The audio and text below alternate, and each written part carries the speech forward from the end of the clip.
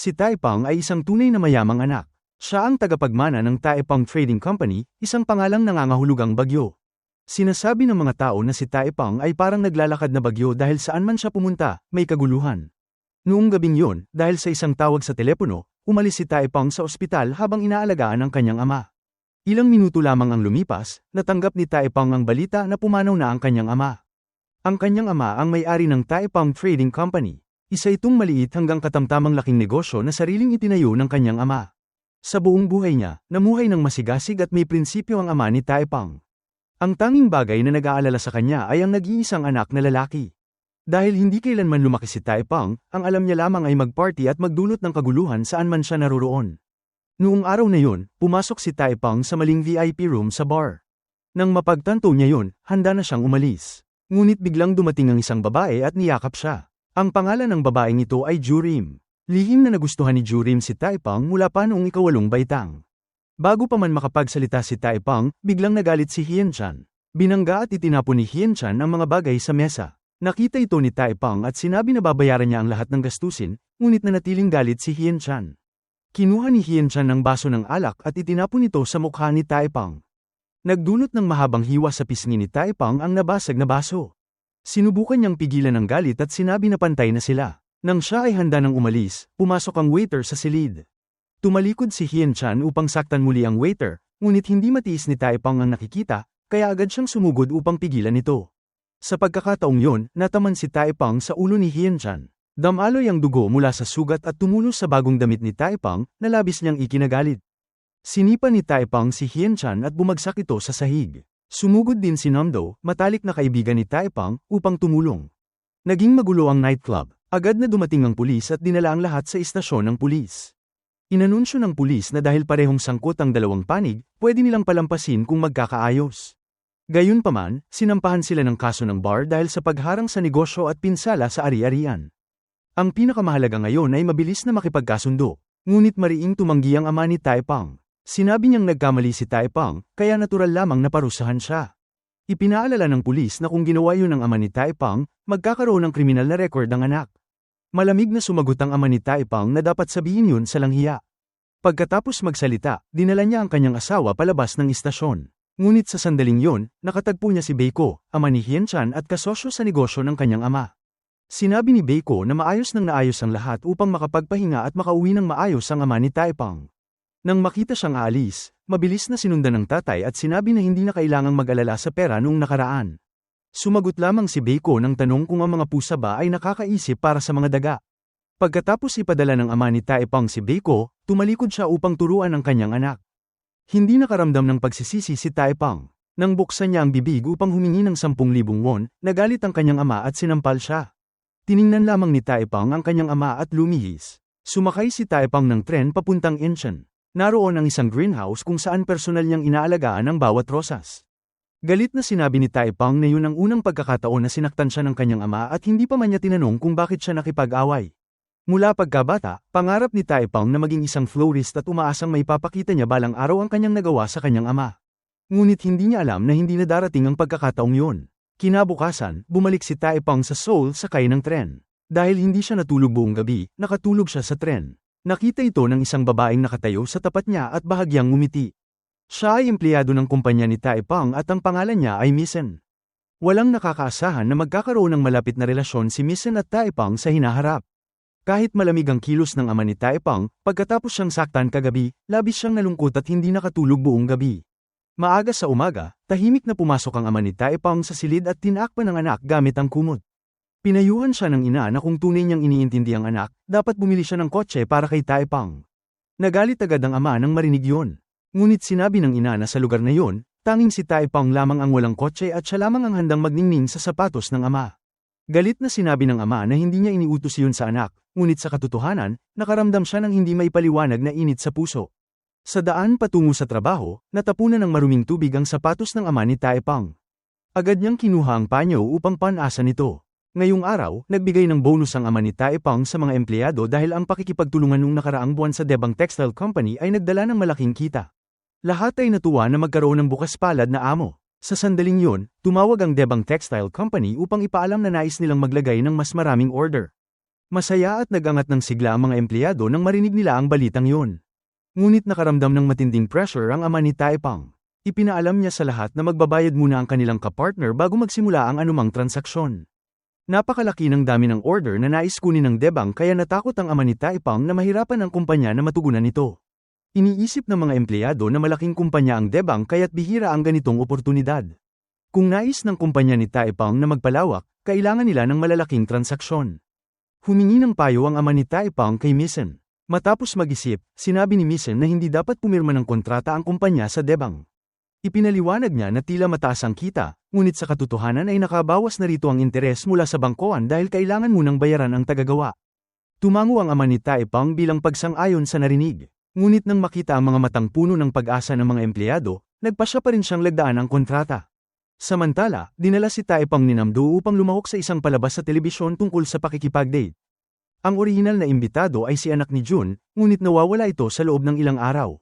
Napilitan si Taepang na maging kapalit. Dahil sa kanyang kaakit-akit na itsura at karismang nakakahalina, agad siyang naging sentro ng atensyon ng mga kababaihan. Magkasamang kumanta, sumayaw, at naglaro ng buong sigla sina Taepang at Namdo sa entablado. Walang nakakaalam na sa likod ng ngiti, tahimik nang nagbago ang takbo ng tadhana sa kanilang mga buhay. Isang araw, habang naglalakad si Taepang sa kalsada, nagkataong muli niyang nakatagpo sina Hienshen at Jurim. Nang marinig ni Jurim na lumahok si Taepang sa dating show, agad siyang bumaba ng kotse at tinanong kung bakit hindi siya niligawan nito. Lubos na nagalit si Hienshen nang marinig yun. Mabilis niyang tinaas ang kamay upang saktan si Jurim at pagkatapos ay hinila ito pabalik sa kotse. Nakita yun ni Taepang at agad na tumakbo upang pigilan siya. Nilamig si Hienshen at sumakay muli sa kotse, pinaandar ang makina at nagtangkang sumalpok kay Taepang. Nang makita niyang hindi umiwas si Taepang, wala siyang nagawa kundi aliko ang manibela at umalis. Ngunit tumubo na ang matinding galit sa kanyang puso. Matapos ihatid ni Taepang si Jurim pauwi, agad siyang nakipagkita sa kanyang mga matatalik na kaibigan. Ipinaalam ni Namdo na nag-bankrupt ang pamilya ng anak ni Jun at nawala ng walang bakas. Agad na nagtungo si Taepang sa bahay ng anak ni Jun at dito siya lihim na nakipagtagpo rito. Bago tuluyang umalis, tinanong ng anak ni Jun si Taepang na lumayo na lamang sa kanya, dahil kung hindi ay mapapahamak din si Taepang. Ipinaliwanag niya na dahil sobra nilang pinagkatiwalaan ng iba, nawala ang lahat sa kanila. Sa ngayon, pera ang nagiging batayan ng lahat. Dahil nakita ni Taepang na determinado ang anak ni Jun na umalis, ibinigay niya rito ang lahat ng pera na mayroon siya, kasama ang kanyang gintong kwintas at relo. Sa daan pauwi, nakita ni Taepang ang kanyang ama na mag-isang umiinom sa isang kainan sa tabi ng kalsada, bakas ang kalungkutan at matinding pagod sa mukha. Kasabay nito, sumiklab ang krisis sa ekonomiya sa Korea. Dahil inilipat ng ama ni Taepang ang lahat ng perang pambayad sa kapartner sa Italy, pansamantala niyang hindi mabayaran ang mga empleyado. Matapos ipahayag ng ama ni Taepang na hindi niya magagawang magbayad sa kanila, bigla niyang inatake at bumagsak sa opisina. Napansin ni Misen ang kakaiba at mabilis na tumakbo papasok. Inihatid agad ang ama ni Taepang sa ospital. Nang marinig ni Taepang ang balita, agad siyang nagtungo sa ospital. Sa lobby, aksidenteng nabangga niya si Misen. Nang makita niya ang kanyang ina, nanatili siyang kalmado at binigyang lakas ang loob nito na magiging maayos ang kanyang ama. Pagkatapos suriin ng doktor, sinabi nitong nasa matatag na kalagayan ang ama ni Taepang sa kasalukuyan. Ngunit hindi tiyak ng doktor kung ito ay magandang senyales kaya ipinagpatuloy ang masusing pagbabantay sa kalusugan nito. Nais sanang manatili si Taepang upang alagaan ang kanyang ama. Ngunit sa sandaling yon, tumanggap siya ng mensahe na tinangay ni Hienshen ng anak ni Jun. Nadamay rin sina Namdo at iba pang kaibigan ni Taepang. Isinama rin si Jurim sa pribadong silid ni Hienshen. Matapos marinig ito, iniwan ni Taepang ang kanyang numero sa NARS at sinabing tawagan siya agad kung may emergency. Pagkatapos ay mabilis siyang tumakbo patungo sa bar. Samantala, nagluto ng kanin si Misen at dinala ito sa ospital para sa ama ni Taepang. Kahit hindi siya nabayaran ngayong buwan, tinulungan siya dati ng ama ni Taepang na bayaran ang matrikula ng kanyang kapatid kaya lagi siyang may utang na loob. Pagdating ni Misen, si ama ni Taepang lamang ang naroon sa kwarto. Mahina niyang iminulat ang mga mata at tinawag siya. Matapos magsabi ng ilang huling salita, tuluyan ang pumanaw ang ama ni Taepang. Pagdating ni Taepang sa bar, napagtanto niyang na-trick siya. Lumalabas na inutusan ni Hienshen ng iba upang hikayatin siyang pumunta doon. Bago pa nakapag-react si Taepang, tumakbo ng taranta si Namdo at tinanong kung bakit hindi niya tinitingnan ang kanyang telepono. Dapat ay dumiretso na siya sa ospital ngayon. Nang marinig ni Taepang yun, alam niyang may mali. Agad siyang tumakbo pabalik sa ospital, ngunit huli na ang lahat. Pumutok sa iyak ang kanyang ina, sinisisi si Taepang dahil hindi niya alam kung nasaan ang anak hanggang sa pumanaw ang kanyang ama. Bumagsak si Taepang sa malamig na sahig. Hindi makapaniwala si Taepang na ang kanyang ama ay umalis na magpakailanman. Ang pagkamatay ng ama ni Taepang ay nagdulot ng lungkot sa lahat ng empleyado. Ngunit tanging si Taepang lamang ang hindi nakaluluha. Tanging pagtapak sa pager ang nagawa niya. Ang mga salita ng pagmamahal ni Taepang para sa kanyang ama ay magiging mga bagay na hindi na niya masasabi. Habang hindi pa humuhupa ang sakit, may dumating sa libing upang guluhin siya. Dumating si Director Choi, kasosyo sa negosyo ng ama ni Taepang, sa libing upang singilin ang utang. Nais ni Ginoo Choi na kunin ang kondolensyang pera upang ibawas sa utang. Nagalit ang mga empleyado at sinubukang pigilan siya. Nagkaroon ng alitan sa gitna mismo ng libing. Lumabas si Taepang at sinabi na ibigay na lamang ang pera kay Ginoo Choi. Sa panunukso, sinabi ni Taepang na sobrang malamig ng kasosyo sa negosyo na wala man lang oras magpaalam para sa ilang barya. Ngunit iniutos pa rin ni Director Choi na kunin ang lahat ng kondolensyang pera. Sa sandaling yun, tumayo si Maizan at sinabi na ang panahon ng pagbabayad ay 70 araw at ang petsa ng postmark na nakalimbag sa invoice ang gagamitin bilang batayan. Ang petsa sa ito ay Setyembre 18, na nangangahulugang balido pa rin ang utang. Bukod pa rito, ang pera mula sa libing ay hindi pag-aari ng kumpanya kundi pribadong ari-arian ng pamilya ni Taepang. Kung sadyang kukunin yun ni Director Choi, ito ay ituturing na pagnanakaw. Habang handa nang magalit si Director Choi kay Maizan, pumasok si Beiko. Ibinaba ni Beiko ang malaking bag ng pera at yumuko ng matagal. Biglang naalala ni Maizan na pumunta si Beiko sa ospital upang bisitahin ang ama ni Taepang bago pumanaw. Noong panahong yun, tila labis na naguguluhan si Beiko. Paulit-ulit niyang tinanong ang ama ni Taepang, "Saan? Sabihin mo sa akin kung saan." Umalis si Beiko sa silid nang dumating si Maizan, kaya nakita niya ang pangyayari sa kanyang sariling mga mata. Nang matapos ang libing, dinala ni Taepang ang kanyang ina pauwi. Sinubukan ni Taepang na aliwin ang kanyang ina at sabihin na huwag mag-alala dahil kaya niyang gawin ang lahat, bagaman hindi siya mahusay sa paradahan. Ngunit kailangan aminin na talagang mahina ang kakayahan ni Taepang sa pagmamaneho. Halos mabangga niya ang kotse sa likod na nakaparada. Lalong lumalala ang krisis sa ekonomiya. Araw-araw ay nag-uulat ang balita tungkol sa mga bangkeret at pagtatanggal ng empleyado. Nagkakaguluhan ng buong Korea, ngunit tila hindi pa rin lubos na nauunawaan ni Taepang ang lawak ng krisis. Ang nais lamang ni Taepang ay pumunta sa kumpanya upang kunin ang mga gamit ng kanyang ama. Maayos siyang nagbihis nang pumasok sa kumpanya, ngunit kakaiba ang kanyang pananamit. Nagulat ang lahat nang makita si Taepang. Magalang niyang binati ang bawat isa at diretso siyang pumasok sa opisina ng kanyang ama. Nananatiling pareho ang lahat sa loob. Ang mga bagay sa loob ay nagdadala ng init mula sa ama ni Taepang. Nang makita ni Taepang ang litrato, hindi niya maiwasang maantig. Sa labas, pinag-uusapan ng mga empleyado kung dapat ba nilang sabihin kay Taepang ang tungkol sa kontrata sa Debang Company. Dahil hindi lamang nagbayad ang ama ni Taepang ng paunang bayad mula sa kanyang sariling bulsa, kundi hindi pa rin natanggap ng mga empleyado ang kanilang sweldo sa loob ng ilang buwan, iniisip ng lahat na dapat hintayin muna ang pagkumpleto ng paghahatid bago ibigay kay Taepang ang kanilang bahagi sa kita. Nangamba ang mga empleyado na baka magulo si Taepang. Sa sandaling yun, dumating muli si Director Choi upang singilin ang utang. Malakas niyang idineklara na kailangang bayaran agad ng kumpanya dahil ang takdang petsa ay Setyembre 18. Kasama rin sa pagkakataong yun ang garantiya na kung hindi mababayaran ng kumpanya, may kailangang pumirma at managot. Nang marinig ni Taepang ang pagtatalo, agad siyang lumabas at idineklara na simula ngayon, siya ay opisyal na empleyado ng kumpanya. Pagkatapos magsalita, pinirmahan niya ang commitment. Agad na tumakbo si Director Choi papasok sa opisina. Kinuha niya ang lease na pinangangalagaan ni Taepang upang maibalik. Masiglang nag-uusap ang mga empleyado sa kumpanya. Akala ng lahat ay labis ang pagiging padalos-dalos ni Taepang. Tanging si Mason lamang ang tahimik na kumuha ng bagong form para sa impormasyon ng empleyado at hiniling kay Taepang na punan ito. Nang gabing yun, nang bumalik si Taepang sa bahay, napansin niyang nakapatay ang ilaw. Hinugot din ng kanyang ina ang phone cord. Hindi maintindihan ni Taepang ang nangyayari. Nang isaksak niyang muli ang telepono, napagtanto niyang ito ay dahil sa paulit-ulit na pagtawag ng nagpautang.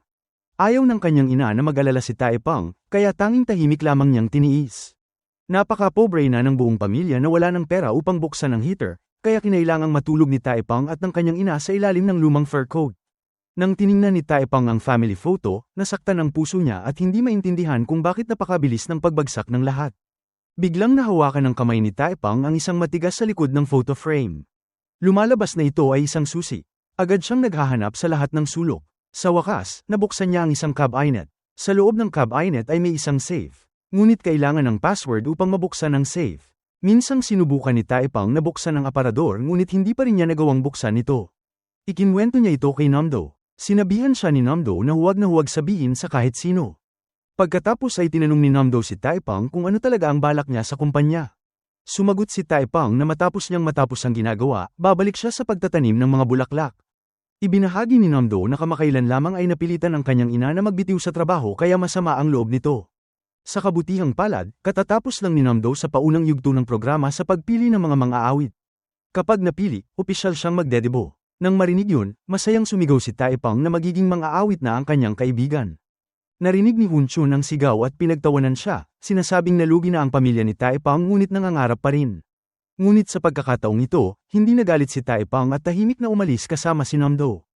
Kinabukasan, dumating si Taipang sa kumpanya at nakita niyang abala ang lahat. Tanging siya lamang ang nalilito at hindi alam kung saan magsisimula. Sa pulong, iisa lamang ang kanyang tanong, ano ang 4 na pinakamahalagang numero ng kumpanya? Dahil dito, nawala ng interes ang lahat at iniwan siya. Sa oras ng tanghalian, lumabas ang lahat upang kumain ng sinigang na isda. Sinabi ni Taipang na gusto lamang niyang kumain ng hamburger at agad siyang pinagkatuwaan ng lahat dahil para bang hindi niya alam ang mga simpleng patakaran ng buhay sa opisina. Matapos umalis ang lahat, sinabi ni Misen kay Taipang na ang pinakamahalagang numero ay 2072 dahil iyon ang hiling ng ama ni Taipang na magtagal ang kumpanya magpakailanman. Nang tanungin ni Taipang kung gusto ni Misen ang sinigang na isda, sagot nito na kahit hindi iyon gusto, kailangan pa rin niyang kainin dahil ang pagtatrabaho sa kumpanya ay nangangahulugan ng pagtutulungan, bahagi iyon ng trabaho. Kinagabihan, binuksan ni Taipang ang aparador gamit ang 4 na numero na 2072. Sa loob ay pa ng mga passbook. Karamihan ay nakapangalan sa mga empleyado ng kumpanya. Ang huling passbook ay nakapangalan kay Taipang. Nakasulat doon ang kanyang ama, sinusuportahan ko ang iyong pangarap dahil ikaw ang laging pinakamamahal ko. Nang mabasa yon, napaluha si Taipang at naramdaman ang lalim ng pagmamahal ng kanyang ama. Nagpasya siyang tuparin ang hindi pa natatapos na pangarap ng kanyang ama. Kinabukasan, dumating siya sa kumpanya at kusal nang nakisalo sa tanghalian ng lahat. Pagkatapos ay hiniling ni Taipang kay Misen na turuan siya kung paano magtrabaho sa kumpanya. Taos-puso siyang nagnanais maging bahagi nito. Sa oras na yun, naalala ni Misen ang huling mga salita ng ama ni Taipang, naniniwala siyang kaya ng kanyang anak na gawin ng mahusay ang trabaho, kaya umaasa siyang tutulungan siya ni Misen. Nagpasalamat si Taipang sa kanya sa paghatid sa kanyang ama hanggang sa huli. Naglakad si Taipang sa pasilyo habang hawak ang passbook, damaloy ang kanyang luha nang hindi mapigilan. Mula noon, tuluyang nagbago si Taipang. Nang dumating ang oras upang ihatid ang ilang produkto ng Debang, siya na mismo ang nagboluntaryong sumama sa pangkat ng inspeksyon. Dahil sira ang fax machine, napilitan si Misen na sumama sa pier. Magkasama nilang binantayan ang pagkakarga ng mga produkto. Bago umalis ang truck, palihim na nagbigay si Majin ng isang pakete sa driver na si Manbok at sinabihang huwag pansinin si Taipang dahil hindi ito magtatagal sa kumpanya. Ngunit sinabi ni Manbok kay Taipang na kahit gaano kahirap, kailangan niyang magtiyaga at darating ang araw na makikita niyang muli ang liwanag. Tumango si Taipang at sa kanya ihinatid si Misen sa kumpanya ng Debang. Nakarating sila ng mas maaga kaysa sa truck. Mainit silang sinalubong ng mga tauhan ng Debang. Magalang na sinabi ni Taipang na narinig niyang matagal nang itinatag ang kumpanya. Ngumiti ang tauhan at sumagot na mahigit 30 taon na siyang nagtatrabaho roon. Pagkatapos pumasok ang tauhan upang kunin ang selyo at resibo, tumingin-tingin si Taipang sa paligid at naramdaman niyang may kakaiba. Walang laman ang basurahan, hugot ang linya ng telepono. Walang dokumento sa mesa, hindi ito karaniwan sa isang kumpanyang 30 taon nang umiiral. Tahimik niyang sinabi kay Misen na huwag magpadala ng fax o magpatatak. Pagkaraan noon, tumakbo si Taipang sa labas upang habulin ang truck. Sinabihan niya si Majin na huwag ihatid ang mga paninda sa Debang. Akmang akala ni Majin na nagbibiro si Taipang, kaya kinailangan niyang mahiga sa harap ng truck. Sinunod ni Manbok ang utos ni Majin at tinangka niyang paandarin ang truck, iniisip na matatakot si Taipang at aalis. Ngunit hindi kumilos si Taipang. Huminto ang truck mahigit 1 metro ang layo sa kanya. Dumating si Misen at ipinaalam na matagal nang tumigil ang operasyon ng Debang. Nagprotesta ang mga manggagawa sa pabrika. Nakita ni Misen ang balita at ang petisyon ng mga manggagawa. Matapos mag-usap sina Majin at Manbok, nagpasya silang ibalik ang mga paninda. Sumama si Taipang kay Manbok at si Misen naman ay inatas ang kanselahin ang kontrata. Lubhang humanga si Manbok sa katapangan ni Taipang. Tinanong niya kung hindi ba natakot si Taipang kanina. Siyempre, takot si Taipang. Ngunit kung may masama mangyari sa kargamento, malulugi ang kumpanya, bunga ng 26 na taong pinaghirapan ng kanyang ama. Sa kumpanya ni Taipang, nagsimula ang lahat na maghanap ng pansamantalang imbakan. Ngunit lahat ay humihingi ng bayad agad. Walang gustong magpahiram. Tumanggi rin ang mga bangko at mga kumpanya sa pananalapi na magpahiram ng pera. Hindi kayang patuloy na maglibot ang mga truck magpakailanman. Nagsimulang gusto ng mga driver na ilabas ang kanilang kargamento sa gitna ng kalsada. Sinubukan ni Taipang na makipagnegosasyon, ngunit wala namang nakikinig sa kanya. Naantig si Manbok sa tanawin at sinabi na maaaring ipagpaliban ang bayad sa transportasyon. Ngunit napilitan ng mga driver na ilabas ang kanilang kargamento. Sa ganitong panahon, lahat ay nahihirapan. Dati, puno ang parking lot, ngunit ngayon ay bakante. Nang marinig ito ni Taipang, agad niyang tinanong kung may bayad ba sa parking dito. Sinabi ni Manbok na lahat ay walang trabaho ngayon, kaya walang sino man ang mangungulekta ng bayad. Pumasok sa isip ni Taipang ang isang ideya. Hiniling niya na ilabas lahat ng kalakal sa parking lot. Tinawag niya si Namdo upang tumulong. Sa panahong yun, nakikilahok si Namdo sa isang paligsahan sa musika. Pagkatapos kantahin ni Namdo, nakatanggap siya ng text mula kay Taipang. Agad siyang tumakbo sa parking lot. Maayos nilang inayos ang mga kalakal sa parking lot. Nang gabing yun, upang siguraduhin na hindi mananakaw ang mga kalakal, nanatili si Taipang sa parking lot buong gabi. Kinabukasan, nang dumating sina Mejin at Momo Wan, nakita nila si Taipang na napakalamig na halos magyelo. Sa kabutihang palad, natagpuan nila ang bodega. Ang taong nagbigay ng bodega ay si Beiko. Lubos ang pasasalamat ni Taipang at personal siyang pumunta upang magpasalamat kay Beiko. Ngumiti si Beiko at sinabi na maganda ang relasyon niya sa ama ni Taipang. Kaya kung kailangan ni Taipang ng tulong sa hinaharap, pwede lang siyang lumapit kay Beiko. Ngunit sa likod ng mahinahong anyo, may sariling plano si Beiko. Nang mailabas ang mga kalakal sa bodega, napansin ni Taipang na may bitak ang pader at butas ang bubong. Agad siyang tumutol. Nakita ito ng mga tauhan ni Beiko at nagbanta na kanselahin ang kontrata. Napilitan si Mejin na ngumiti upang magpakumbaba. Mabilis niyang pinirmahan ang kontrata nang hindi maingat na binasa. Pagkatapos mailagay ang mga kalakal, nagsimula ang lahat na pag-usapan ng benta. Ngunit kahit nakipag-ugnayan sila sa maraming pabrika ng tela, walang sino man ang handang bumili. Habang lahat ay naguguluhan, biglang nakaisip si Maizan ng solusyon. Iminungkahi niya na ibalik ang mga kalakal. Kinuha niya ang kontrata at itinuro ang probisyon na nagsasaad na kung may natural na kalamidad at hindi nagbago ang dami at kalidad ng kalakal, pwede itong ibalik sa bayad na 15%. Ngunit ang krisis sa pananalapi ay hindi isang natural na kalamidad. Naisip ni Taipang at iminungkahi na itaas ang bayad sa pagbabalik sa 30%. Kinuwento ni Maizan at napag-alaman na dahil nad-obol ang palitan ng pera, ang bayad sa pagbabalik ay 900 noong pinirmahan ng kontrata, ngunit ngayon ay higit sa 1,800. Kahit kunin ang 30% bayad, kikita pa rin ang kumpanya. Kung hindi sasang-ayon ng kasosyo, pwede nilang bantang ibenta ang tela sa merkado sa kalahating presyo. Magdudulot ito ng pagbagsak ng presyo at hindi na makakabawi. Siguradong hindi tatanggapin ng mga pabrika ang ganitong panganib. Akala ng lahat sa kumpanya na makatwiran ang ideya ni Taipang. Agad nilang ipinadala ang fax sa pabrika sa Italia upang hilingin ang pagbabalik. Dahil Pasko, nag-alala ang lahat na baka hindi makita ng Italia ang fax. Kaya nanatili silang lahat sa opisina upang maghintay. Malamig na ng gabi nang pilit umalis ang lahat. Tanging si Taipang at Maizan lamang ang nanatili. Pagod si Taipang at nakatulog sa kanyang mesa. Kinuha ni Maizan ang tuwalya at tinakpan si Taipang. Inihanda na rin niyang ilagay ang libro sa ilalim ni Taipang upang maging mas komportable ang paghiga. Sa sandaling yon, tumunog ang fax machine. Pumayag ang pabrika na tanggapin muli ang mga kalakal. Nagpasabog ng kasiyahan ang buong kumpanya. Lahat ay masaya dahil inakala nilang nalampasan na nila ang huling hadlang. Ngunit kinabukasan ng gabi, umulan ng malakas. Natarante si Taipang sa kulog at nagising. Bigla niyang naalala ang shipment sa bodega. Natakot siya na mabasa ang mga kalakal, kaya agad siyang tumakbo palabas sa ulan. Nang dumating, nakita niya si Maizan na naruroon din. Niya nakapatong ang ilang rolyo ng plastic tarp at nakatayo sa harap ng pinto ng bodega. Ang susi ay hawak ni Mejin, kaya wala nang ibang pagpipilian si Taipang. Ginamit ni Taipang ang lahat ng lakas upang ipagtanggol ang batas. Magkasama nilang tinakpan ng mga kalakal ng tarp. Sandaling paglipas, dumating din ang iba. Nagpuyos sila buong gabi. Sa ulan at hangin, sa wakas, nasagip ang buong shipment. Nang lumiwanag ang kalangitan, iminungkahi ni Sontek na lumabas upang magdiwang. Nang batiin siya ng lahat sa kanyang kaarawan, nagulat si Taipang. Hindi niya maintindihan kung paano nalaman ng lahat na yun ang kanyang kaarawan. Lumalabas na itinatag ang kumpanya isang araw matapos ipanganak si Pang. Itinaas ng lahat ang kanilang mga baso at nag-awit ng happy birthday. Tiningnan ni Taipang ang lahat at nakaramdam ng init sa puso. Akala ng lahat na natapos na ang mga pagsubok.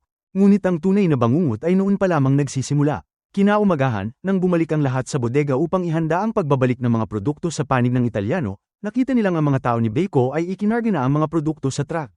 Dumating si Manager Kim dala ang kontrata at sinabi na tinulungan nila ang mga nangangailangan.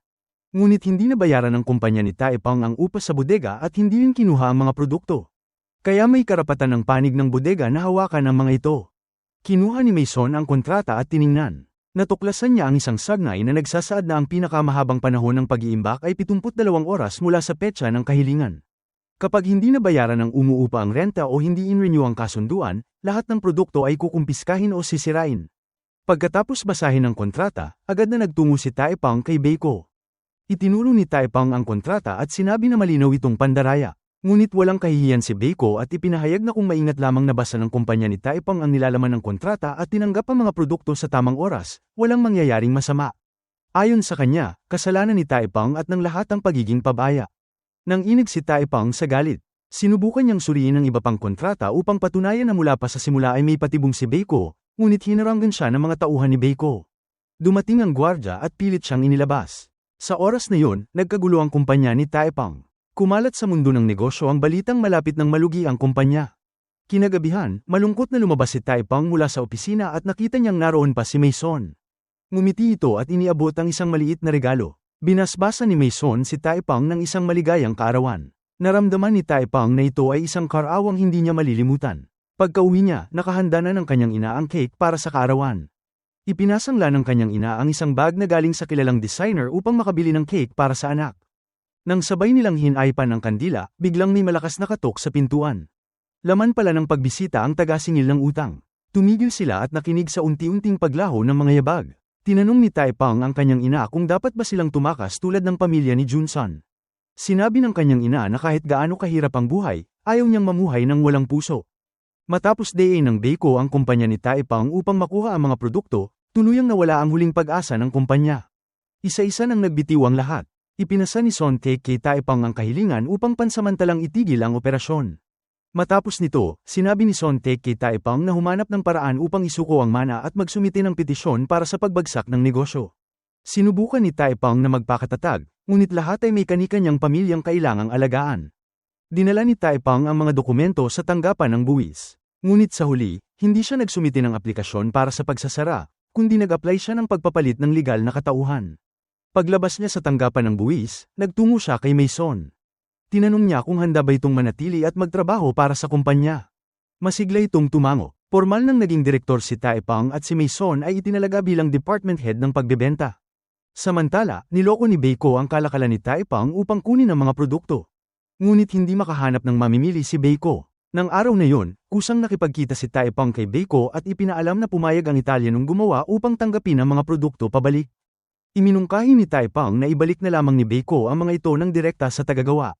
Nabigla si Beiko at nagtanong kung bakit sinabi ni Taepang ang totoo. Sumagot si Taepang na mas mahalaga ang reputasyon kaysa sa pera. Nag-alok si Beiko na bilhin ang kumpanya ni Taepang sa mataas na halaga at nais nitong umurong si Taepang mula sa kumpanya. Sinabi ni Taepang na hindi niya inaasahan na may tao pang gustong bilhin ang walang lamang balangkas ng kumpanya, na nagpapatunay na may halaga pa ito. Naisip ni Beiko na hindi basta-basta ang kabataang ito. Nagbabala siya na mabibigo si Taepang. Mahinahon na sumagot si Taepang na kung may oras si Beiko, tuturuan niya ang anak nito kung paano magsimula ng negosyo. Natututo si Taepang mula sa kanyang ama. Kahit ilang beses siyang bumagsak, patuloy pa rin siyang lilipad ng mataas sa langit. Pagbalik ni Taepang sa kumpanya ng malungkot, nakatanggap siya ng tawag mula kay Manbak. Ayon dito, noong isang araw sa pagbubunot ng mga produkto sa paradahan, dahil puno ang espasyo, may ilan pang natirang produkto sa truck. Tumawag ng maraming ulit si Manbak sa kumpanya upang ipaalam ito. Ngunit walang sumagot dahil inakala ng lahat na ang tumatawag ay ang taga-singil ng utang. Lubhang natuwa si Taepang sa balitang ito. Naniwala siyang mabibenta niya ang lahat ng mga produktong yun. Samantala, patuloy pa ring nagbibilang si Beiko ng mga plano. Nais nitong ibalik ang mga produkto sa panig ng Italyano upang maibalik ang kapital. Ngunit bago mangyari yun, kailangan muna niyang pumirma ng kontrata sa kumpanya ni Taepang. Matapos mag-isip si Beiko, nagpasya siyang makipag-ugnayan kay Majin, ang taong may matinding galit kay Taepang.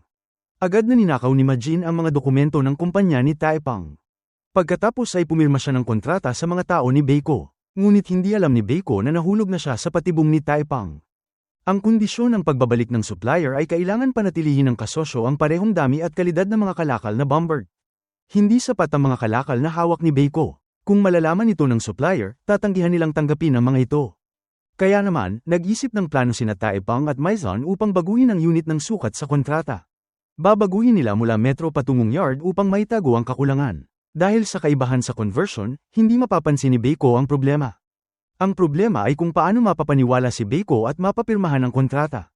Habang pinag-uusapan nila, biglang bumalik si Majin sa kumpanya. Bago yun, ibinigay ni Taepang sa lahat ng empleyado ang kanilang sariling savings book. Ito ay iniwan ni Taepang na ama bago siya pumanaw. Naantig at nagsisi si Majin, kaya nagpa siya siyang tulungan si Taepang. Nagpanggap si Majin na nagtaksil at kumilos ayon sa plano. Tanggap pa ni Majin ang suhol mula kay Beiko upang maging makatotohanan ang itsura. Pagkatapos, dinala ni Majin ang savings book at pera pabalik kay Taepang. Sinabi niya kay Taepang at Maizan na mag-ingat. Ilang araw ang lumipas, natanggap ng Italya ang mga kalakal at napansin na kulang ng 10%, kaya agad nilang tinanggihan ang pagbabalik ng mga kalakal. Galit na galit si Beiko at inilabas ang kanyang inis kay Department Head Han. Sa oras na yun, tumawag si Taepang upang magtakda ng appointment. Dumating si Taepang na may kotse puno ng natitirang kalakal. Pagkatapos, binuksan ni Taepang ang bodega ni Beiko upang ipakita ang lahat ng kalakal. Ang presyo ng import ng shipment na ito ay higit sa 11 milyon won, ngunit ngayon ibebenta ni Taepang kay Beiko sa 3 beses ng presyo. Bukod pa rito, kailangan nilang transaksyonin ang lahat sa cash. Alam ni Beiko na kung magkakaroon ng kakulangan sa kalakal, hindi magbabalik ng pera ang pabrika sa Italia. Hindi lamang mawawala ang mga kalakal, kailangan pa niyang bayaran ang bayad sa pagpapadala. Matapos magkwenta, napilitan si Beiko na pumayag. Nagtagumpay si Taepang ng marangya. Pagkatapos makuha ni Taepang ang pera, agad siyang pumunta kay Director Choi upang kunin muli ang kontrata sa list ng opisina. Nang suriin ni Maizan ang mga libro, nalaman niya na humigit kumulang 7 milyon won na lamang ang natitira sa kumpanya. Sapat lamang ang perang yun hanggang sa susunod na buwan. Nagpasya si Taepang na pumunta sa Busan upang humanap ng bagong pagkakataon. Iba ang Busan sa madilim na Seoul. Masigla at puno ng oportunidad sa negosyo ang lungsod. Sinabi ng isang masigasig na kasosyo ng kumpanya na ito ay isang internasyonal na merkado kung saan sagana ang pera. Pumunta si Cha Jun upang magpalit ng pera at sumunod si Maizan upang matuto. Naglakad-lakad si Taepang sa mga kalye. Napukaw ang pansin niya sa isang maliit na tindahan ng sapatos, Pakso. Ang may-ari ng tindahan ay si Juncho, isang magalang at mahinahong tao. Nang makita ni Juncho na masigasig na tinitingnan ni Taepang ang mga sapatos, naglabas siya ng ilang sample upang ipakilala. Napakaganda ng mga sapatos na namangha si Taepang. Tinanong ni Taepang si Juncho kung nais niyang i-export ang mga sapatos, ngunit ngumiti lamang si Juncho at umiling, na sinasabing hindi siya masyadong ambisyoso sa pera. Pagkatapos ng pag-uusap, inimbitahan ni Juncho si Taepang na bisitahin ang pabrika. Nang masaksihan ni Taepang ang proseso ng paggawa ng kanyang sariling mga mata, agad siyang pumirma sa kontrata ng pagbili. Masayang inihayag ni Taepang ang balitang ito kay Maizan. Ngunit nagalit ito dahil ang lahat ng kapital ay dapat sana ginamit upang bayaran ang utang. Bagamat tiniyak ni Taepang na maaari niyang ibenta ang mga sapatos sa 3 beses ng presyo ng pagbili, hindi pa rin natuwa si Maizan. Sumang-ayon si Miss Cha Jun kay Maizan. Siniti niya si Taepang at pagkatapos inimbitahan ng buong grupo na kumain. Habang kumakain, itinaas ng lahat ang kanilang baso ng alak, ngunit umorder si Taepang ng soft drinks lamang. Agad kinuha ni Maizan ang baso ng alak at ininom ito para kay Taepang. Niloko ni Miss Cha Jun na may ilang lalaki sa bar na nagbigay ng papuri kay Maizan sa kanyang ganda. Nang marinig ito, agad kinuha ni Taepang ang baso ng alak at ininom lahat. Niloko ni Miss Cha Jun si Taepang na ipinapahayag niya ang kanyang soberanya. Nang gabing yun, umupo sina Taepang at Maizan sa tabing dagat at nag-enjoy sa simoy ng hangin. Gumamit si Taepang ng sanga ng puno upang isulat sa buhangin ang mga salitang, "Hindi kita paiyuyong malungkot muli." Tiningnan ito ni Maizan at ngumiti. Hinawakan ni Taepang ang kanyang kamay at isinulat ang 2 salita pa, "Wish sleep." Sinabi ni Taepang na gagamitin niya ito balang araw. Nagtinginan sila at nagtawanan. Agad na nawala ang galit ni Maizan. Ngunit ang kaligayahan ay panandalian lamang. Nang bumalik si Taepang mula sa Busan, natuklasan niya na na-auction na ang kanilang bahay. Dumating ang mga nagpapautang at ninakaw ang lahat ng mahalagang gamit. Ang iniiwang lamang ni Taepang na ina ay ang singsing sa kasal at ang mink coat. Ito ang huling regalo ng kanyang ama. Malamig ang panahon dahil Pasko. Nakatayo sina Taepang at ang kanyang ina sa gitna ng kalsada, hindi alam kung saan pupunta. Tinawagan ng ina ni Taepang ang kanyang mga kaibigan para humingi ng tulong ngunit walang sino man ang gustong tumulong. Sa wakas, dinala ni Taepang ang kanyang ina pabalik sa kumpanya upang matulog. Sinabi niya na sana makabalik sila sa kanilang dating bahay pagkapagising. Hinawakan ni Taepang ang kamay ng kanyang ina at pinatibay siya na saan man sila naroroon, iyon ay tahanan. Samantala, nang marinig ni Beiko na pinalaya sina Taepang at ang kanyang ina, ngumiti siya ng may kasamaan. Akala ng lahat na pagkatapos ng maraming bagyo, makapagsisimula na si Taepang muli kasama ang kanyang ina. Ngunit walang nakakaasahang hindi bibitawan ng kaaway ang mga ito. Maaga kinabukasan, nang dumating si Maizan sa kumpanya, nakita niya sina Taepang at ang kanyang ina na natutulog sa opisina ng direktor. Nang malaman ni Maizan na wala silang ibang mapupuntahan, pinayagan niya silang pansamantalang lumipat sa kanyang bahay. Hindi tulad ng malaking bahay na tinitirhan ni Taepong noon, ang bahay ni Misen ay isang maliit na tradisyonal na tahanan. Malayo rin ito mula sa sentro ng lungsod. Nakilala ni Taepong at ng kanyang ina ang nakababatang kapatid na lalaki at babae ni Misen, pati ang kanilang lola na nawalan na ng memorya. Bagaman nahirapan silang mag-adjust sa ganap na bagong kapaligiran noong una, naging lugar din ito upang sila ay maprotektahan mula sa ulan at hangin. Bukod pa rito, may mainit na apuyan sa bahay ni Misen. Sa wakas, nakabalot na sila sa maiinit na kumot at nakatulog ng mahimbing. Dahil kakaranas lamang ni Taepong ng isang malaking pangyayari sa kanyang buhay, nagising siya buong magdamag at nag-isip. Inilagay niya ang lahat ng pag-asa sa bagong batch ng mga sapatos pangkaligtasan na kakapirma lang niya ng kontrata. Kinabukasan, ayon sa kasunduan, naglipat si Misen ng pera upang bumili ng 500 pares ng sapatos pangkaligtasan para sa Jincho. Sumunod ay ang panahon ng paghihintay upang matanggap ang mga produkto. Sa panahong ito, unti-unting naging pamilyar si Taepong sa lahat ng gawain sa kumpanya at lalo rin siyang naging malapit kay Misen. Nang makita ni Misen na hindi marunong magtimpla ng kape si Taepong, siya mismo ang nagturo.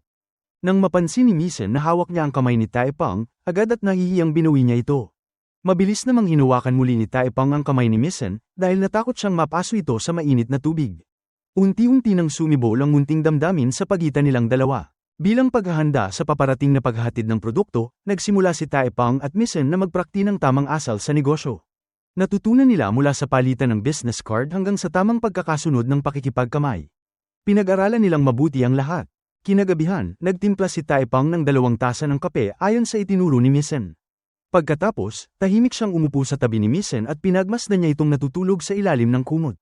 Ngunit bumalik si Misen mula sa labas, at lumabas na ang natutulog sa kumot ay si Song Chung, isang dating empleyado ng kumpanya.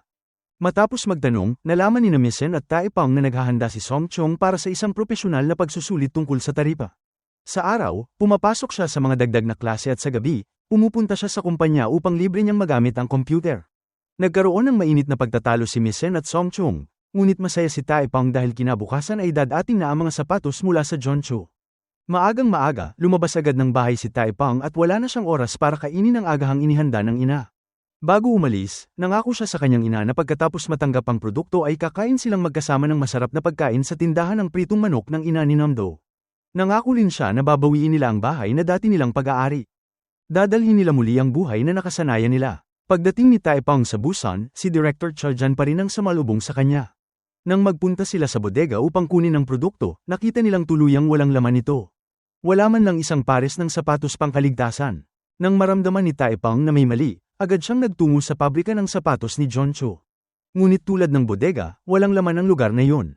Natagpuan niya si John na nakaupo sa isang sulok sa sahig. Lumuhad si Joncho at humingi ng kapatawaran kay Taepong.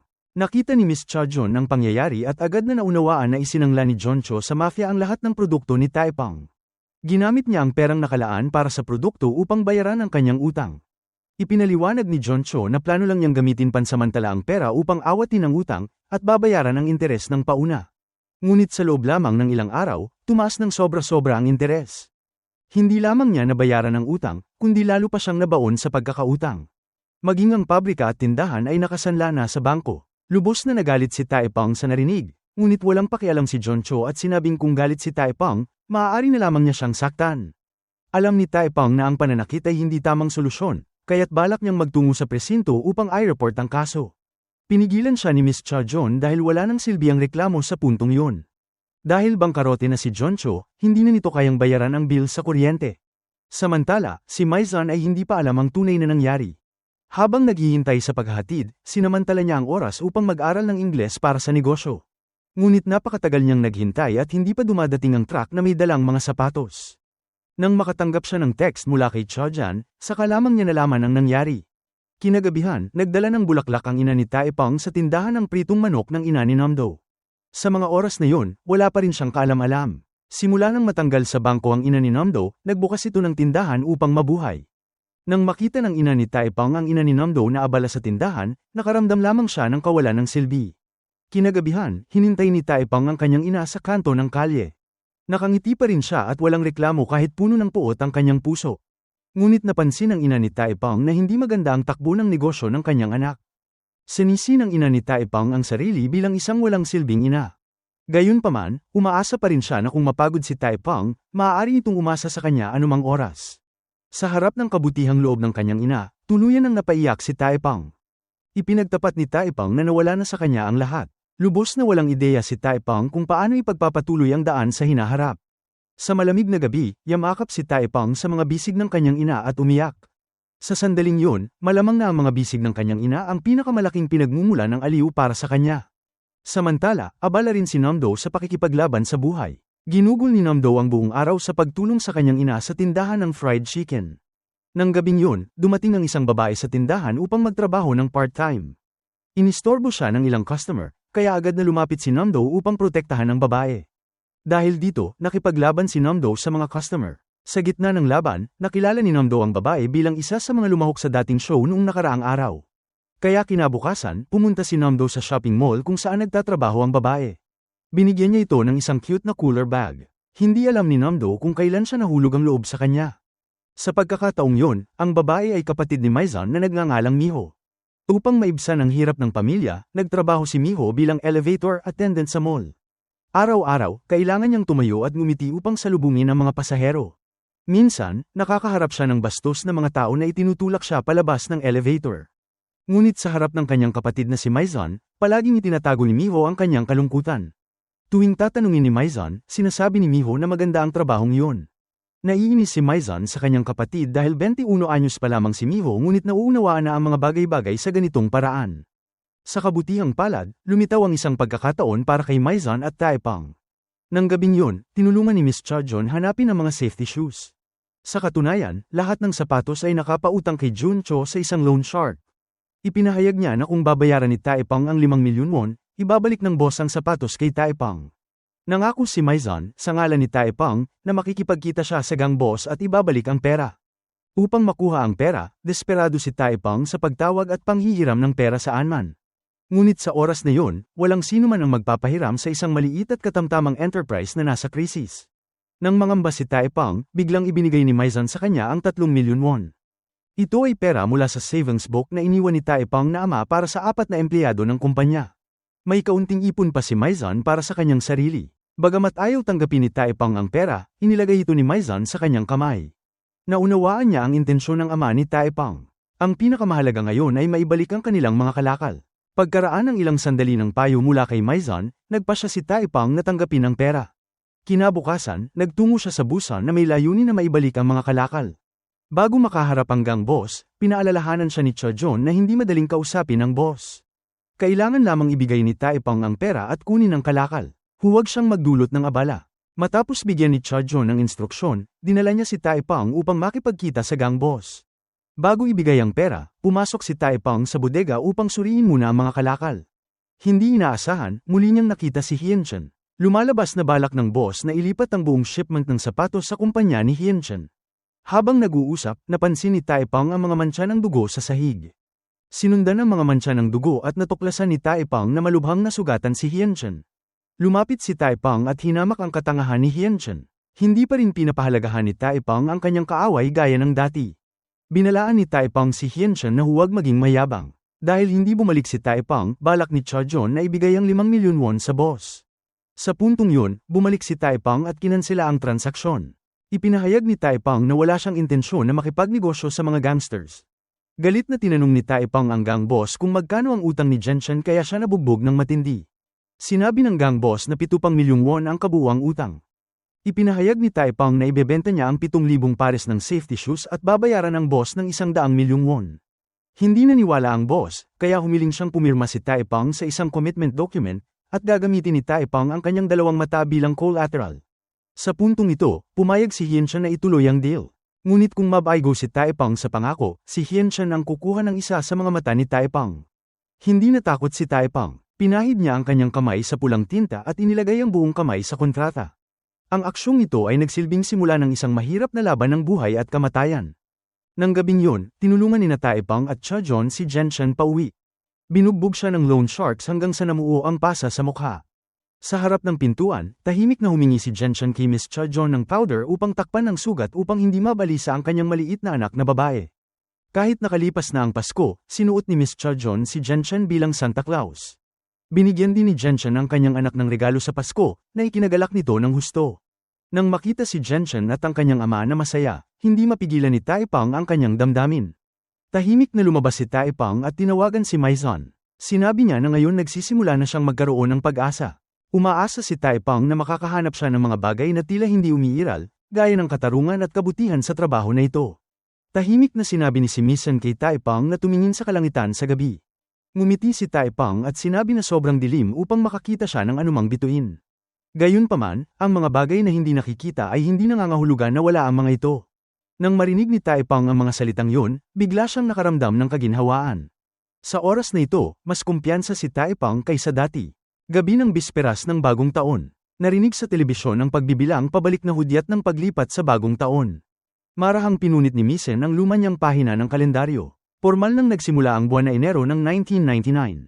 Sa umaga ng ikalawang araw ng bagong taon sa kalendaryong lunar, dinala ni Taipang at Genshin ang 7,000 pares ng sapatos pangkaligtasan pabalik sa Seoul. Nang malaman ito ni Misen, labis siyang nagalit sapagkat orihinal nilang planong bumili lamang ng 500 pares. Pangunahing mamimili ng ganitong uri ng sapatos ang mga kumpanya sa konstruksyon. Ngunit sa oras na ito, maraming proyektong lokal ang naantala. Kaya napakahirap ibenta ang 7,000 pares ng sapatos. Mas mahirap pa ang mag-export nito sa ibang bansa. Nang magalit si Misen, hinila siya ni si Chajon palayo upang makapag-usap ng pribado. Naiintindihan ni Chajon na hindi dahil sa takot na baka malugi ang kumpanya ang ikinababahala ni Misen, kundi dahil gumawa ng isang mapanganib na desisyon si Taipang ng mag-isa. Maingat na ipinaalala ni Chajon kay Misen na si Taipang ang may pananagutan sa lahat, at kahit na mabaygo ito, si Taipang ang tatanggap ng mga kahihinatnan, kaya't hindi na niya kailangang labis na mag-alala. Pagkatapos ay tinanong ni Chajon si Misen kung bakit pinili niyang magtrabaho sa kumpanya ni Taipang. Sumagot si Misen na ito ay dahil sa kanyang pangarap. Sa sandaling yun, pumasok si Taipang. Sinabi ni Chajon kay Misen na ipagpatuloy ang kanyang pangarap. Pagkatapos ay tahimik itong umalis. Dahil galit pa rin si Misen, kinuha ni Taipang ang kanyang kamay at isinulat ang salitang hiling sa kanyang palad. Ang hiling ni Taipang ngayong gabi ay simpleng patawarin siya ni Misen.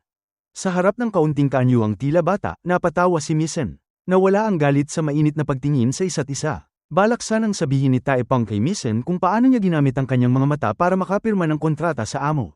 Ngunit bago pa man makapagsalita si Taipang, nauna si Misen na magsabi na ang tanging hiling niya ay manatiling ligtas at malusog si Taipang. Kapag walang pinsala si Taipang, hindi na siya magagalit. Nang marinig ito ni Taipang, huminto siya. Hindi na niya binanggit pa ang tungkol sa mga mata. Ngunit bumaling siya upang biruin si Misen at maibsan ang tensyon. Habang kausap ni Taipang si Misen, bigla niyang naalala ang kakaibang ekspresyon ni Juncho. Ngayong gabi, natulog si Juncho sa kumpanya ni Taipang. Ngunit nang isipin ni Taipang ang mga sinabi ni Juncho bago matulog, bigla siyang nakaramdam ng pagkabalisa. Hindi na siya nag-aksaya ng oras sa pag-iisip kaya agad siyang bumalik sa kumpanya upang mag-check. Siguradong, walang tao sa tinutulugan. Tumakas si Juncho. Nagmamadaling pumunta si Taipang sa estasyon ng bus at nakita si Juncho na bumibili ng tiket papunta sa isang maliit na isla.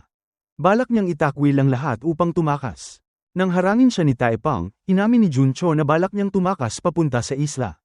Ilang taon matapos gumanda ang sitwasyon ay saka siya babalik. Noong una, inakala ni Juncho na napakayaman ni Taipang kaya naglakas loob itong bumili ng 7,000 pares ng sapatos pangkaligtasan.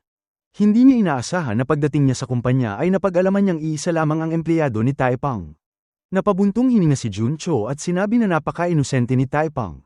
Sa kasalukuyan, parehong lokal at pandaigdig na merkado ay nasa krisis. Hindi posible na maibenta ang lahat ng sapatos na yun bago ang deadline. Nakinig si Taipang sa mga sinabi ni Juncho, ngunit nanatili pa rin ang pagtityaga sa kanyang mga mata. Wala siyang balak sumuko. Kahit papaano ay kailangang subukan nila ang kanilang makakaya. Hindi sila maaaring sumuko agad. Habang nagtatalo ang dalawa, dumaan ang isang truck na punong-puno ng mga bulaklak galing Europa. Sa oras na yon, isang ideya ang biglang sumagi sa isipan ni Taipang. Dahil patay na ang lokal na merkado at hindi rin praktikal ang merkado sa Asya, bakit hindi nila subukang lumawak sa Europa at Amerika? Posibleng yun ang daang kanilang hinahanap. Bilang paghahanda sa matapang na kampanya sa pagbebenta, sa tulong ni Juncho at ng lahat, nag-record si Taipang ng isang patalastas para sa sapatos pangkaligtasan. Sa video, suot ni Taipang ang sapatos at naglakad sa carpet na puno ng basag na salamin. Ang eksenang ito ay tila isang palabas sa circo. Naglakad si Taipang ng may kumpiyansa. Napakaganda ng kanyang dating kaya namangha ang lahat. Pagkatapos makumpleto ang video, napansin ni Misen na bahagyang may gasgas ang palso ni Taipang. Siya mismo ang naglagay ng benda. Pagkatapos ay binigyan din ni Misen si Taepang ng kalahati ng pulang binatog na tinapay. Mas lalo itong nagpainit sa atmosfera sa pagitan nilang dalawa. Sumunod ay ang parte ni na Juncho, Namdo, at Misen. Tatlong tao, ipinakita sa eksena ang proseso ng paggawa at ang kaligtasan ng sapatos pangkaligtasan. Matapos magawa ang lahat, nagtipon ng grupo upang balutin ang mga tape ng patalastas. Pagkatapos ay dinala nila ang natapos na produkto sa post office upang ipadala sa iba't ibang kumpanya mula Europa hanggang Amerika. Personal ding dinala ni Taepang ang tape ng patalastas sa mga dayuhang kumpanya na nakabase sa Seoul. May ilang lugar na itinapon kaagad sa basura ang tape ng patalastas pagkakatanggap nito. Ngunit may ilang lugar na nagbigay pansin sa maingat na ginawang patalastas na ito. Hindi nagtagal, nagbunga rin ang kanilang pagsisikap. Napansin ng isang kumpanya sa South America ang safety shoes ni Taepang. Inanyayahan si Taepang at Misen sa sangay ng kumpanya sa Korea upang ipakilala ang produkto. Bago ang presentasyon, labis ang kaba ni Misen. Paulit-ulit niyang binubulong ang kanyang sasabihin kahit na na-memorize na niya ito kagabi. Maingat na inayos ni Taepang ang bawtay ni Misen at dahan-daang pinakalma siya. Naniniwala si Taepang na kahit isang malaking hamon ang darating, si Misen ang pinakamahusay na empleyado sa kumpanya, kaya tiyak na magagawa niya ito. Dahil sa mga salitang ito, unti-unti nang nawala ang kaba ni Misen. Matapang siyang humarap at nagbigay ng isang kapansin-pansing presentasyon. Ngayon, kailangan na lamang nilang maghintay ng resulta. Samantala, pumunta si Namdo sa shopping mall upang sunduin si Miho mula sa trabaho. Araw-araw, matyaga siyang naghihintay doon at lagi niyang binibigyan si Miho ng maliit at cute na heating pads. Nang malapit na sila sa bahay ni Miho, naroon na sina Misen at Taepang. Mabilis na hinila ni Miho si Namdo sa gilid ng kalsada. Nang lumayo na ang dalawa, nagtipon si Namdo ng lakas ng loob upang ibigay kay Miho ang regalo, isang kahon ng paper cranes na siya mismo ang gumawa. Matapang na ipinangako ni Namdo na yayaman siya para sa kanya. Naantig si Miho at dahan-daang hinalikan si Namdo sa pisngi. Ang halik na yon ay ikinatuwa ni Namdo ng labis. Nangako si Namdo na mula noon, magkikita sila araw-araw. Nang gabing yun, niluto ng ina ni Taepang ang isang masarap na pagkain. Habang kumakain, napansin ni Taepang na may mga benda ang mga daliri ng kanyang ina. Sinabi lamang ng kanyang ina na aksidente ito habang naggagawa ng gawaing bahay. Ngunit hindi alam ni Taepang na lihim na nagtrabaho ang kanyang ina sa isang sewing factory.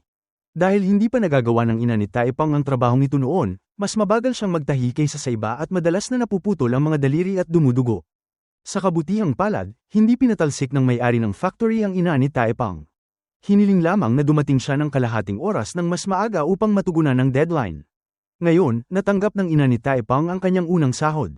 Bagamat hindi malaki ang halaga, labis pa rin siyang natuwa dahil sa wakas ay may babahagi na niya ang pasanin sa kanyang anak. Si Taepang at Misen ay nagtatrabaho ng buong puso ngunit puno ng kaba, sabay naghihintay ng balita. Pagkalipas ng ilang araw na puno ng kaba, sa wakas ay tumunog ang telepono. Agad na sumagot si Misen, nanginginig ang boses sa tensyon. Pagkatapos nito, ngumiti siya ng maliwanag. Natanggap nila ang order. Sa sandaling yun, parehong natuwa sina Taepang at Misen ng husto at nagkatawa ng tumawa.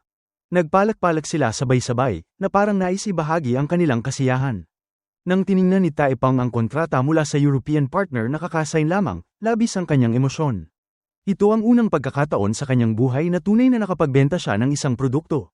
Sa sandaling yun, nagawa ni Taepang na ipagmalaki ang kanyang ama at talunin ang kanyang sariling mga pangamba.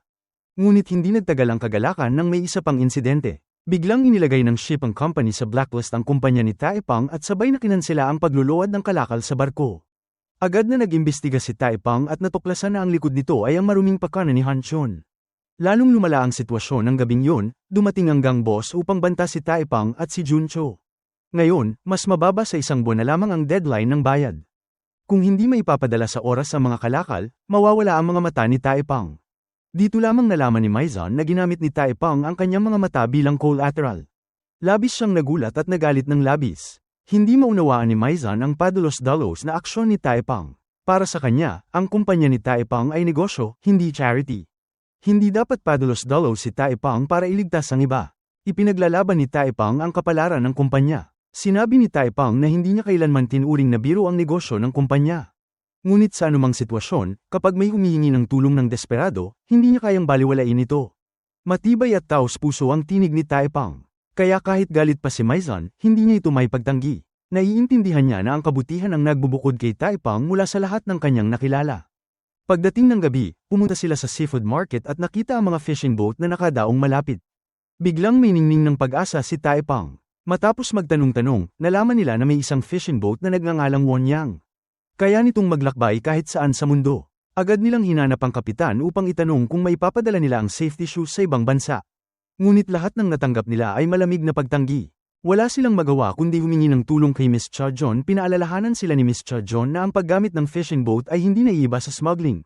Ngunit dahil sobrang kagyat ng sitwasyon, hindi na inisip ni Taipang ang paraan. Sa kabutihang palad, kilala ni Miss Cha John ang kapitan ng fishing boat na Wonyang. Inanyayahan ni Miss Cha John ang kapitan upang makipagkita kay Taipang sa parehong araw. Matapos ang pag-uusap, nalaman ni Taipang na malapit ang kapitan sa kanyang ama noon. Dahil sa respeto sa lumang pagkakaibigan, pumayag ang kapitan na tulungan si Taipang sa transportasyon ng shipment. Gayunpaman, ang problema ay kahit may papadala ang mga kalakal, wala namang tatanggap sa mga ito. Dahil ito ay smuggling, hindi ito maaaring gawin ng lantaran. Sa oras na ito, ipinahayag ni Juncho ang kanyang kagustuhan na sumama sa barko. Nagtapos si Juncho mula sa Maritime University at may ilang taong karanasan na nagtatrabaho sa mga oil tanker. Ang natitirang problema ay kung paano mailulusot ang 5,000 pares ng sapatos pangkaligtasan sa barko nang hindi nahahalata. Mabilis na nakaisip si Taipang ng paraan upang maitago ang mga sapatos pangkaligtasan sa mga kahon ng styrofoam na naglalaman ng nagyelong pagkaing dagat. Pagkatapos nito, tinipon ni Taipang ang mga mangingisda sa pantalan upang buhatin ang mga container ng export papunta sa barko. Ang pinakaiikinababahala ni Taipang sa oras na yun ay si Juncho dahil napakahaba ng biyahe at may maliit itong anak. Nangako si Juncho na gagawin niya ang lahat para kay Taipang at sa kumpanya. Dahil isinugal ni Taipang ang kanyang buhay para kay Juncho, ngayon naman ay gusto ni Juncho na suklian ito ng kanyang buong pagsisikap. Nangako rin si Juncho na kapag nagkita silang dalawa muli, siya ay magiging kapatid na mapagkakatiwalaan. Habang nag-uusap ang lahat, biglang tumunog ang sirena ng pulis. Agad na pinayuhan ng kapitan si Taipang na magtago sa ilalim ng barko. Lumabas na may nagulat sa pulis na kainahinala ang Wonyang cargo ship. Hinanapan ng pulis ang mga tripulante ng identification papers at departure declarations. Nang maramdaman ni Taipang na malapit ng masuri ang mga kargamento, sinabi niya kay Juncho na humanap ng paraan para mailihis ang atensyon ng pulis. Siya na ang bahala sa natitirang gawain. Mabilis na lumabas si Juncho upang ayain ng pulis na magkape. Samantala, sinamantala ni Taipang ang pagkakataon, niyakap ang isang bag ng kargamento at tumalon sa maliit na bangka ng pangingisda. Pagkatapos, nagpakawal si Taipang ng pulbos mula sa bag sa lahat ng direksyon. Maging sa kanyang bibig ay nilagay ni Taipang ang pulbos. Para siyang isang taong lulong sa droga. Siguradong, nakuha ng ginawa ni Taipang ang pansin ng pulis. Akala ng lahat ay gumagamit siya ng droga. Ngunit nang siyasatin ng pulis gamit ang binoculars, napagtanto nilang hari na lamang ito. Inisip ng pulis na nakatagpo lamang sila ng magulo at pabigla-biglang tao, kaya kinansela nila ang pagsusuri sa barko. Nakita ni Taipang na umalis na ang pulis at nagpatuloy na maglayag ang barko. Lumapit siya kay Juncho at itinaas ang kamay upang gawin ang kilos ng patalastas sa sapatos. Napuno ng sigasig si Juncho sa eksenang yun. Tumugon din si Juncho sa klasikong kilos nito. Ngunit bago pa man mapabuntong hininga si Taipang, tinalian siya ng kapitan ng maliit na bangka dahil akala nito ay isa siyang manloloob na may masamang balak. Sa sandaling yun, dumating din ang mga gangster na pinamumunuan ni Hugo upang manggulo. Tinanong ni Hugo si Taipang kung may naipuslit ba itong kargamento papunta sa barko dahil may kaugnayan ito sa pagbawi ng pera na ipinahiram niya. Kasama rin ni Hugo si Han Chun, ngunit dumalo lamang si Han Chun upang panuorin ang sitwasyon. Binalaan ni Hugo si Taipang na itutulak siya sa dagat, ngunit hindi natakot si Taipang sa kamatayan. Nang makita ni Hugo ang tapang ni Taipang, agad niya itong pinalaya. Nagalit si Han Chun at nagsabi ng mga bastos na salita kay Hugo. Mabilis namang nagbanta si Hugo na puputulan ng tainga ni Han Chun upang tigilan ito ang kayabangan. Nang marinig ito, umalis na lamang si Han Chun na puno ng galit. Samantala sa pantalan, matagal nang naghihintay sina Mei San at Xiao Jian ngunit hindi pa rin nakikita si Taipang. Tila kumakabog ang kanilang dibdib na parang nakaupo sa ibabaw ng nagbabagang apoy. Nagsimula silang matakot na baka nahulog si Taipang sa dagat. Sa sandaling yun, hindi na nag-isip si Mei San at agad niyang kinuha ang salbabida upang tumalon sa tubig. Ngunit isang pamilyar na tinig ang sumigaw mula sa malayo. Nakatayo si Taipang sa dek ng bangka ng pangingisda habang kumakaway. Nang makita yun ni Mei San, halos mapaiyak siya sa tuwa. Pagkababa ni Taipang sa dalampasigan, agad siyang niyakap ni Mei San. Nakatingin lamang si Xiao Jian at napangiti ng marahan. Nagbiro pa siya na dapat maghanap si Taipang ng iba. Nang tapikin ni Xiao Jian ang balikat ni Mei San, bigla nitong binitiwan si Taipang. Natarante siya at hindi alam kung saan ilalagay ang kanyang kamay. Sa daan pauwi, sinubukan ni Mei San na magpanggap na kalmado. Naglakad siya habang nagsasabi ng walang kabuluhang bagay at tumutugtog ng tambol ng baryo. Napansin ni Taipang na may gasgas ang kamay ni Mei San. Ngunit mahina lamang niyang sinagot na ayos lang siya. Biglang inamin ni Taipang na nahulog na ang kanyang loob kay Mei San. Kahit medyo magulo ang pananamit nito, maganda pa rin siya sa paningin ni Taipang. Kahit galit o nakangiti si Mei San, napaka-cute pa rin niya. Sa harap ng tuwirang pag-amin ni Taipang, nahihiya at naguluhan si Mei San. Yumuko siya at bahagyang ngumiti. Alam din ni Mei San na nahulog na rin ang kanyang loob kay Taipang. Dahil sa kargamento sa bangkang pangisda, natapos ni Taipang ang kasunduan sa sapatos pangkaligtasan kasama ang kasosyo mula Mexico. Nakuha ni Taipang ang unang malaking halagang pera sa kanyang buhay. Dinala niya yon upang bayaran ang utang kay Hugo. Ibinigay rin ni Hugo ang kontrata na may fingerprint ni Taipang. Simula noon, formal nang nabura ang lahat ng utang sa pagitan nilang dalawa. Sa kauna-unahang pagkakataon matapos ang maraming pagsubok, tunay na nakamit ni Taipang ang isang matagumpay na tagumpay. Sa kabaligtaran ni Taipang, sinisigawan naman si Hyunchan ng kanyang ama dahil sa pagkabigo ng kanyang pamumuhunan na nagdulot ng malaking pagkalugi sa kumpanya ng kanilang pamilya. Galit na isinumpa ni Beiko si Hyunchan bilang walang silbi. Sinabi rin ni Beiko na hindi kasing talentado ni Taipang si Hyunchan. Binigyang diin din ni Beiko na kapag tunay nang lumaki si Hyunchan, dapat niyang pangarapin na tularan ang iba. Matapos may benta ni Taipang ang 5,000 pares ng safety shoes, nagsimula siyang mag-isip tungkol sa susunod na direksyon para sa kumpanya. Pumunta si Taipang sa export exhibition upang maghanap ng bagong oportunidad sa negosyo. Ngunit ang mga ipinakitang produkto doon ay hindi akma sa direksyon ng kumpanya. Habang nag-iikot si Taipang, hindi inaasahan niyang nakatagpo niya ang kanyang matalik na kaibigan na si Junson. Noon, nabangkarote ang pamilya ni Junson kaya kinailangan nilang tumakas sa gabi. Ngayon, dinala ni Junson ang isang safety helmet bilang regalo para kay Taipang. Lumalabas na nagtatrabaho si Junson sa isang pabrika ng safety helmet na ang mga produkto ay pangunahing ini-export sa US at Europe. Dahil dito, kahit nasa krisis ang Korea, kumikita pa rin ang malaki ang may-ari ng pabrika. Matapos maranasan ng krisis at kahirapan, mas naging mature si Junson. Plano niyang bayaran ang kanyang utang at bumili ng makinarya upang makagawa ng tornilyo. Nang makapag-ipon ng sapat, binigyan rin ni Taipang si Junson ng isang pares ng safety shoes. Nang buksan ni Junson ang kahon ng sapatos, labis siyang nagulat dahil may nakapaloob na rolyo ng pera. Sa helmet na ibinigay ni Junson, natuklasan ni Taipang ang isang matalinong nakatagong bag ng pera. Kitatanggap lamang ni Junson ng kanyang sahod at nais niyang bayaran si Taipang. Hindi nakalimutan ni Junson ang taong tumulong sa kanya sa pinakamatinding panahon. Binigyan siya ng helmet ng bagong ideya sa negosyo. Gayunpaman, wala pa ring karanasan si Taipang at nahihirapan pa ring maghanap ng paraan upang magsimula. Noong panahong yun, biglang bumisita si Santak sa kumpanya. Pagkatapos niyang magbitiw sa trabaho ni Taipang, lumipat siya sa paghahatid ng gatas at vegetable juice. Upang magkaroon ng sapat na benta, araw-araw niyang binibenta ang vegetable juice sa kanyang mga dating kasamahan. Habang nagbebenta, hindi niya nakalimutang iparating kay Taipang ang mga aral sa negosyo at tiyaga. Ang mga salitang yun ay nagbabalik sa alaala ni Taipang ng isang mangingisdang nagturo sa kanya noon na ayos lang na walang pera o kapangyarihan basta may kasama ka sa tabi mo. Sapat na yun. Nang maisip yun ni Taipang, nagpasya siyang tawagin lahat ng dating empleyado ng kumpanya. Tulad ni Santak, lahat sila ay nagsusumikap upang mabuhay. Tinutulungan ni Meijin ang kanyang ama sa pagtitinda ng sapatos sa kalye. Kasama ng kanyang asawa, kamakailan lamang nilang ipinanganak ang kanilang pangalawang anak kaya kinakailangan nilang pag-isipan ang bawat sentimos para makabili ng gatas. Si Department Head Go ay matanda at may sakit, ngunit patuloy pa rin siyang nagsusumikap araw-araw. Parang sugat na hindi gumagaling ang buhay sa kanyang palad. Patuloy na nag-aaral si Somchun. Araw-araw, niyayakap pa rin ni Somchun ng isang tumpok na mga exam paper at yumuyuko sa umagang hamog. Noong gabing yun, pumunta si Taipang kay Meijin. Dahil sobrang hirap ng buhay, wala nang lakas si Meijin upang lumaban. Kinakailangan niyang mabuhay sa ipinamimigay na gastos ng kanyang ama. Inilagay ni Taipang ang safety helmet na plano niyang ibenta sa ulo ni Meijin. Umaasa si Taipang na babalik si Meijin at makikipaglaban muli. Sa katunayan, hindi nakalimot ang lahat ng empleyado sa kumpanya ni Taipang. Kinabukasan, naghintay sina Taipang at Misen sa opisina, puno ng pag-asa. Ang unang dumating ay si Meijin. Hawak ni Meijin ang safety helmet na may ngiti sa kanyang labi. Marahil, mula sa sandaling yun, nagsimula ang tagsibol ng kumpanya. Inanyayahan ni Department Head Go ang direktor ng pabrika ng safety helmet sa kumpanya upang talakayin ang pakikipagtulungan. Ang produktong ito ay katulad ng nakaraang safety shoes. Lahat ito ay dekalidad at sumusunod sa pamantayan ng export. Matapos ma-finalize ang inaasahang dami ng order, tinanong ni Department Head Go kung saang bansa plano ni Taipang i-export. Dahil ang European, American, at Asian markets ay kontrolado na ng mga kakumpetensya, nag-research si Taipang at binigyang pansin ng Thailand, na may pinakamataas na purchasing power sa rehiyon.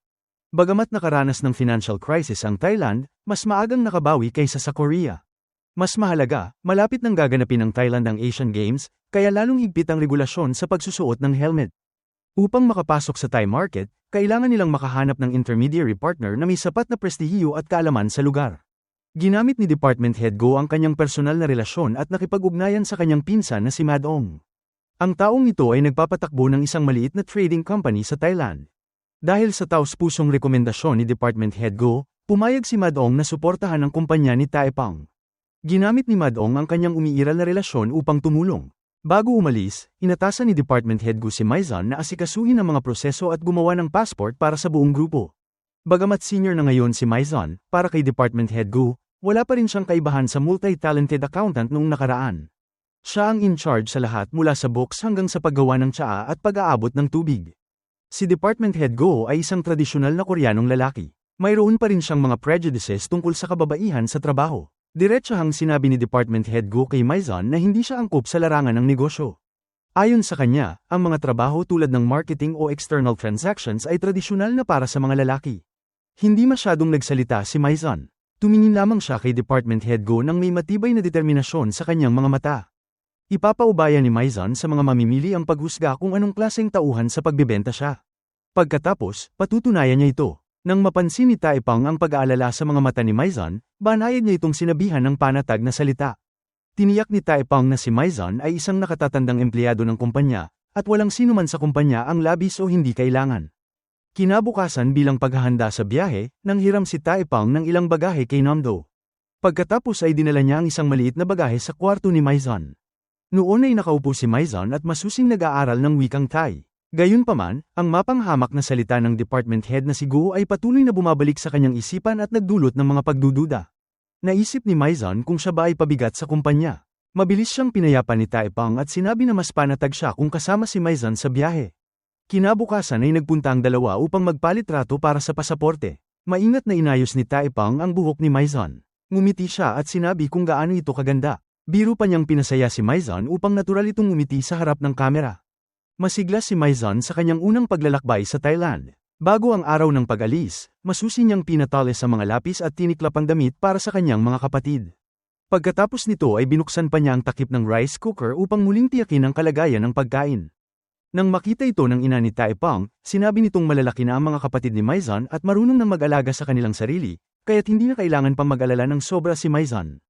Pagdating ng tatlo sa Thailand, mainit silang sinalubong ni Madong. Ang department head na si Go ay formal na ipinakilala si Direktor Taepang.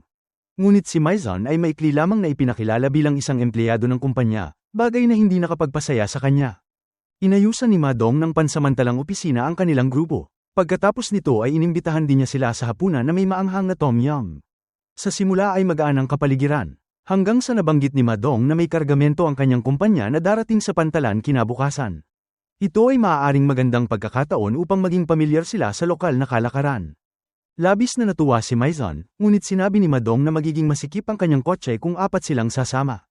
Nang marinig ito ng pinuno na si Go, itinulak niya si Maizon palayo at idineklarang sila lamang ni Taepang ang pupunta. Kumupas ang tuwa ni Maizon, ngunit tumanggi siyang maalis sa biyahe. Hindi maitago ni Chief Go ang kanyang pagkainis. Itinanong ni Chief Go kung ano ang magagawa ni Maizon kahit sumama pa siya. Totoo na sa usaping pangtransaksyon at karanasan, hindi matutumbasan ni Maizon si Chief Go. Nang maging tensyon na ang usapan, sinubukang pag-aani ni Taepang ang sitwasyon. Iminungkahi ni Taepang na siya na lamang ang may iwan sa kumpanya at si Chief Go kasama si Maizon ang sasama. Ngunit lalo lamang itong ikinainis ni Chief Go dahil inisip niyang masyado nang kinakampihan ni Taepang si Maizon. Nainsulto si Maizon sa ganoong pagtrato. Nagkunwari siyang pagod at tumayo upang bumalik sa kanyang kwarto. Makalipas ang ilang sandali, nagdala si Taepang ng pagkain sa kanyang kwarto. Galit pa rin si Maizon at sinisi si Taepang sa pagiging sobrang mabait sa kanya, bagay na naging dahilan upang siya ay batikyusan ni Chief Go at pagkamala ng marami na pinapaboran. Ipinaliwanag ni Taepang na ang kanyang damdamin para kay Maizon ay lubos na personal at walang kinalaman sa trabaho. Wala rin siyang inaasahan na kapalit.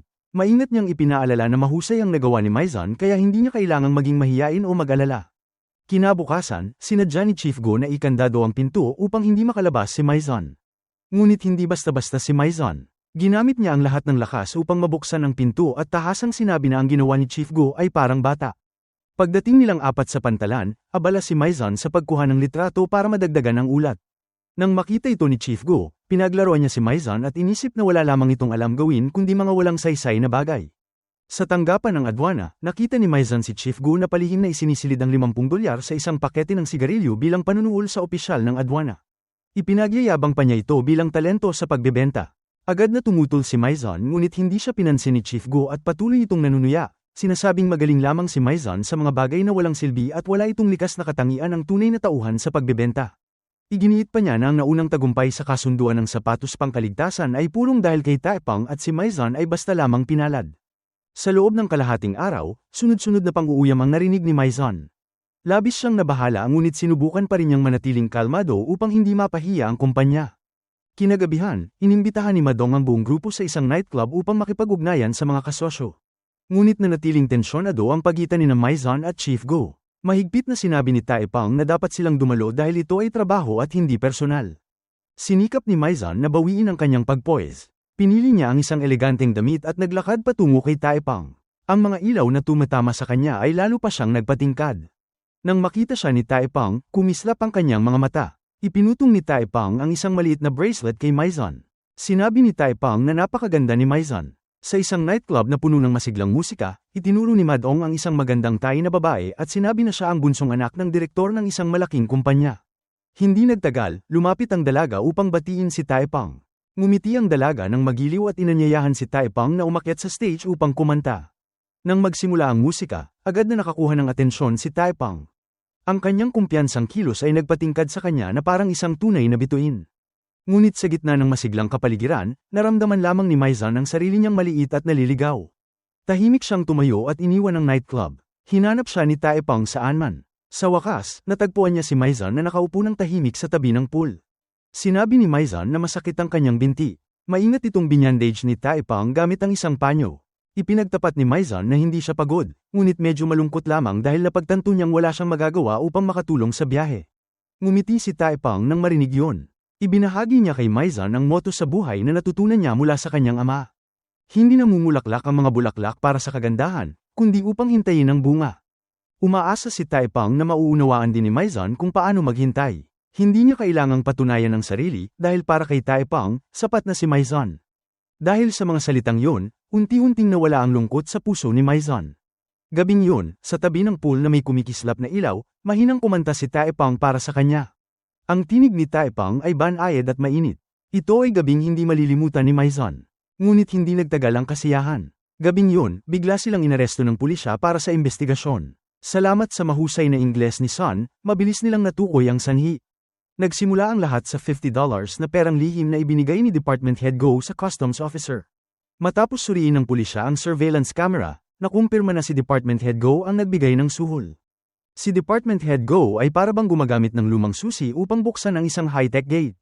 Pinaniniwalaan niya na ang $50 bill ang susi sa sining ng negosyo, isang maliit na patibong na nakatulong sa kanya upang makaligtas sa mundo ng negosyo.